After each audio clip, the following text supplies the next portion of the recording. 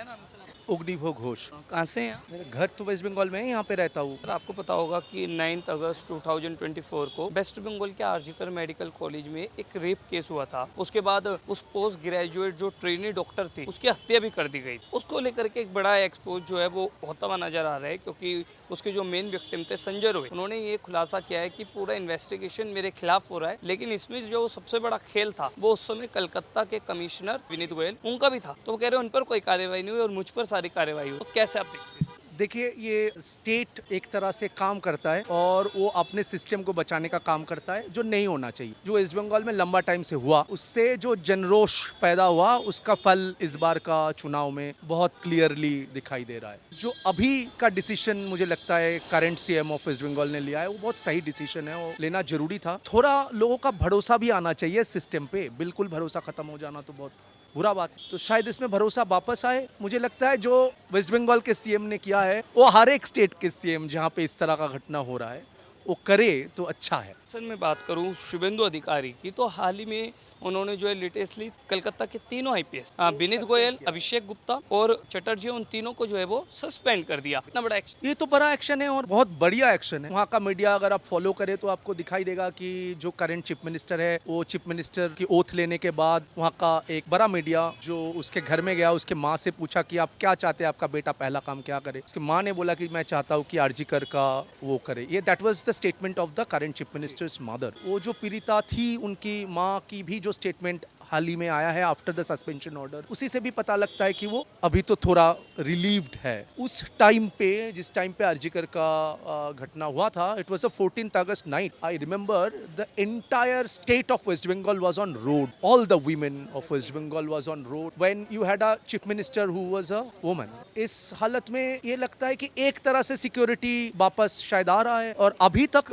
जो नया जो सरकार बना है, उनका जो स्टेटमेंट आ रहा है, मुझे लगता है उसमें एक भरोसा का माहौल वेस्ट बंगाल में दिखाई दे रहा है। एक महिला मुख्यमंत्री के नाक के नीचे ये सब हो जाता है और वो उस पर चुप रहती है। पूरा बंगाल आप बता रहे हैं कि 14 अगस्त की रात को सड़क पर था क्योंकि वो न्याय चाहता था। पर ममता बनर्जी क्यों नहीं न्याय चाहती थी? जो सस्पेंशन शुभेंदु अधिकारी ने किया है वो ममता बनर्जी भी तो कर सकती थी। मुझे लगता है कि ये स्टेट पावर का एक अपना चक्कर होता है कि वो अपना जो भी पावर में सत्ता में रहा है, उसमें से ज़्यादा देर लोग कोशिश करते हैं कि अपना सत्ता बनाए रखने के लिए कुछ भी करना पड़े तो कर सकते हैं। तो ममता बनर्जी ने जो वेस्ट बंगाल में किया है, वो बहुत सारे पार्टी अलग अलग स्टेट में किया है इस तरह की घटना। जिसलिए मैंने आपको एक लाइन पे बोला था कि जो स्टेप अभी our current chief minister of West Bengal has taken, it should be taken by all the chief ministers of this country. लगता है कि जो ये पूरा सस्पेंशन हुआ ये होना जरूरी था जो शुभेंदु अधिकारी ने कर दिया। पहले भी बोला हूँ, फिर से बोल रहा हूँ, मुझे लगता है बहुत सही स्टेप्स है। उस स्टेट की, वेस्ट बंगाल नाम की जो स्टेट है,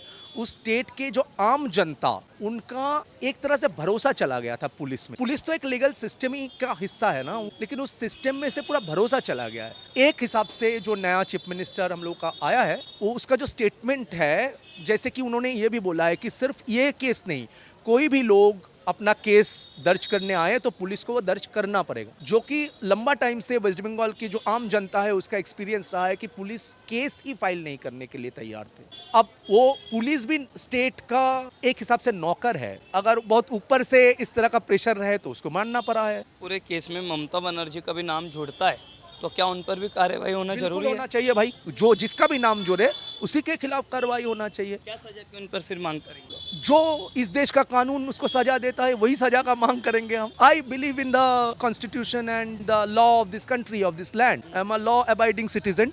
what ever the law of India suggest that should be the punishment, should be the punishment. क्या नाम है आपका? मेरा नाम है सोमा बनर्जी।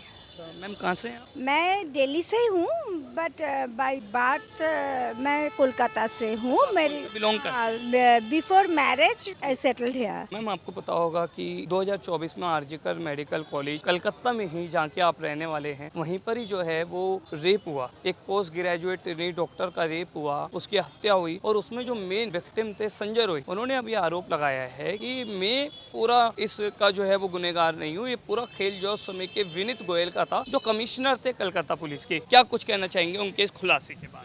नहीं, ये तो पूरा फॉल्स है। ये तो पता ही है सबको कि ये एक संजय राय के उसके द्वारा ये संभव नहीं था। ये पॉसिबल नहीं है, उसको तो फंसाया गया। सबको पता है ये कोई एक का कार्रवाई हो ही नहीं सकता। और डिटेल सबको पता है कि अभया जो विक्टिम थी वो सब कुछ उसको पता चल गया था। दैट्स वाई उसको एक पूरी प्लान करके उसको मर्डर किया गया था। This is not a single rape. ये सिर्फ ओनली रेप केस नहीं है, ये उसको मर्डर्ड है बिकॉज बहुत सारा नेक्सस उसको पता चल गया था। इवन देन उसकी मम्मा जब रत्ना देवनाथ जब पॉलिटिकल सपोर्ट लेने के लिए बीजेपी में खड़ी हुई तो उनको भी बहुत सारा धमकियां मिली, बहुत सारा गालियां मिली, बहुत कुछ हुआ है। क्यों हुआ है ये तो इससे ही पता चल जाता है ना कि विनीत गोयल को छुपाने के लिए सब कुछ हो गया। This is not fair game, this is a complete political game था। तो मैम किसकी चाल हो सकती है जो विनीत गोयल को छुपाना चाहता था, जो पीड़िता की मां को धमकी देना चाहता था, किसकी चाल हो सकती है? तब की जो सरकार थी, जो तृणमूल सरकार थी, जो सबसे दुखद बात ये है कि उसकी जो मुखिया थे, उसकी जो तत्कालीन जो चीफ मिनिस्टर थे, वो एक महिला होते हुए भी सिर्फ पॉलिटिकल रीजन से इसको ऐसे घुमा दिया गया, विनीत गोयल को छुपा दिया गया।